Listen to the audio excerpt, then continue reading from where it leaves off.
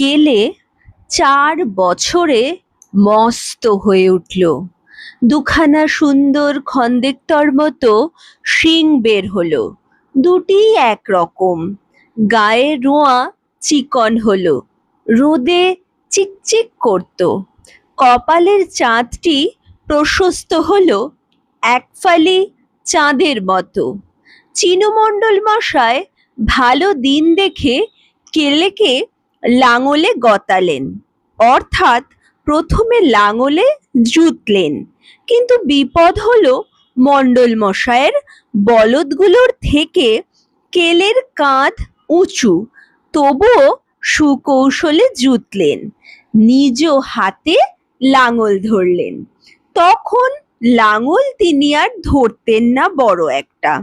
ছেলেরা আপত্তি করত, বড় ছেলে সেবার ল ফাইনাল দেবে, ছোট দেবে ওভারসিয়ারি পরীক্ষা।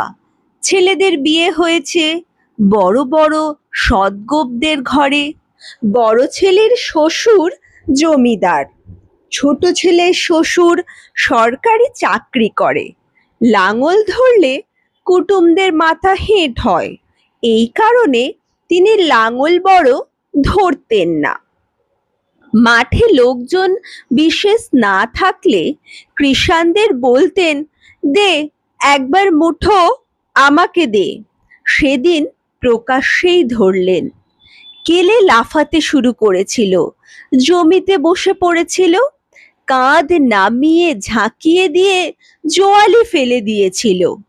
কিছুতে জোয়ালি নেবে না, কাঁধ সুরসুর করছে প্রথমটা, তারপর ব্যথা করছে।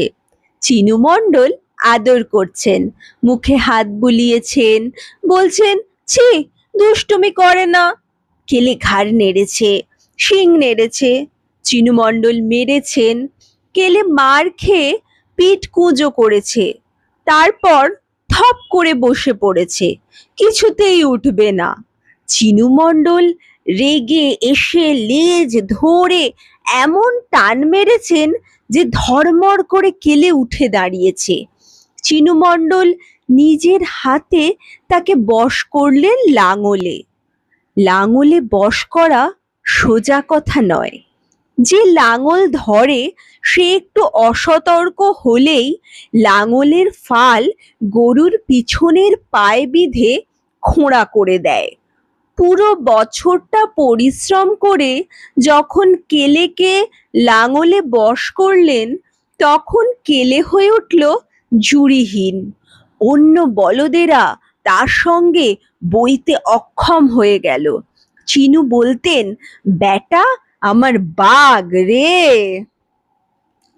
কেলে তার কোলের কাছে এসে দাঁড়াতো, তিনি আদর করে গলকম্বলে হাত বুলিয়ে দিতেন।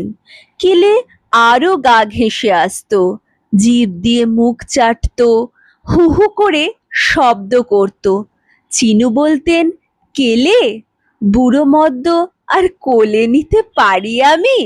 বেকুব কোথাকার, যা। কেলে শিং নাড়ত, না। মণ্ডল বেশ কিছুক্ষণ দুহাতে তাকে জড়িয়ে ধরে চুপ করে দাঁড়িয়ে থাকতেন। কেলে তাতেই খুশি হতো। 1354 সনে 1947 সালে চিনুমণ্ডল পড়লেন অসুখে, টাইফয়েড হলো। মণ্ডল বাড়িতে সে একটা দুঃসময়। লোকে বললে, 4 চৌরস মুখ, এ সয় না। তাই বটে। 54 সনে চিনুমণ্ডলের সৌভাগ্য যেন চৌরস, অর্থাৎ চারিদিকে সমান প্রশস্ত এবং সমতল মসৃণ, কোথাও কাঁটা খোঁজ ছিল না। 2 ছেলে পরীক্ষা দিলে। তারপর শ্রাবণ মাসে শেখপাড়ার মিয়াদের 20 বিঘে ধান শুদ্ধ জমি, পুকুর সব কিনলেন। মিয়া সাহেবদের সম্পত্তির দাম কম নয়, সে 25,000 টাকা।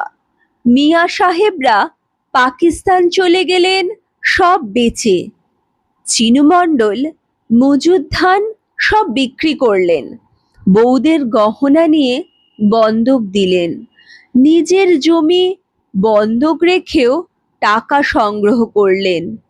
তারপরই নিজে পড়লেন টাইফয়েডে।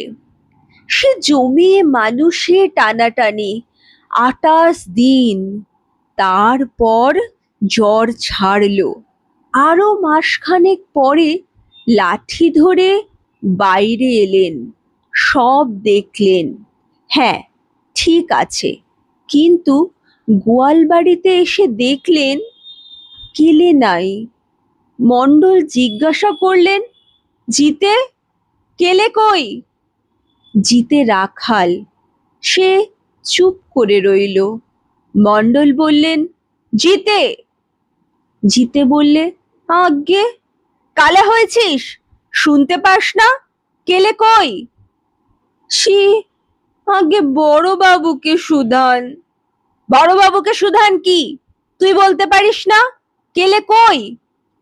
মাথা চুলকে জিতে বলল, সেদিনে আপনাকার যখন খুব অসুখ, বড় ডাক্তার এলো বর্ধমান থেকে। সেদিনে, কি সেদিনে? সেদিনে পাইকের ডাকে কেলেকে 500 টাকায়। কেলেকে 500 টাকায়? কি করেছে? বেচে দিয়েছে? হ্যাঁ। সঙ্গে ছিলেন স্ত্রী।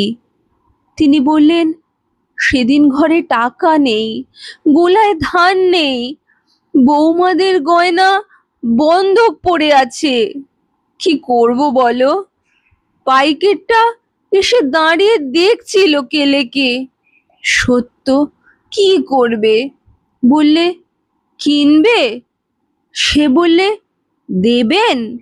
সত্য বললে, কত দাম দেবে? সে বললে, 400।